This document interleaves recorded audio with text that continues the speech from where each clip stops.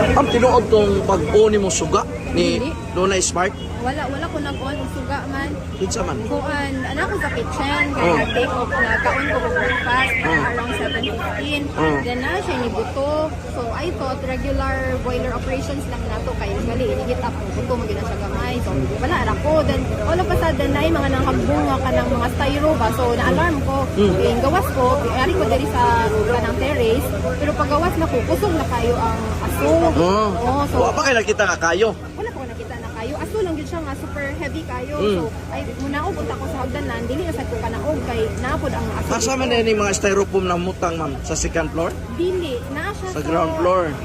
Pikas, ani man na siya sir, ang atong Pikas building kay katong stock room na siya sa styro. So, na siya yung mezzanine. Ang mezzanine na stock na to dito ang styro. Which is, doon ragyod siya sa kaning building nga residential. So, Unsa imong duda ato?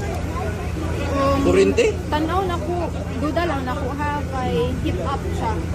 Dili siya related sa kuan, sa kuryente. May mga may giimbestigaran ron sa atong kapumiruhan, no? Kung ganaw na kanay spark nga nakitaan. Doon sa kadiri ma'am, Stay in. ikaw ang unsa man kani nga negosyo? Stay in ko dire sa kuan, sa area. Doon sa Castagia ma'am, Kuan, pagumangkon. kumangkon ka. Sa nga na to palihog ma'am? Ngan? Emily Maninggo. Salamat.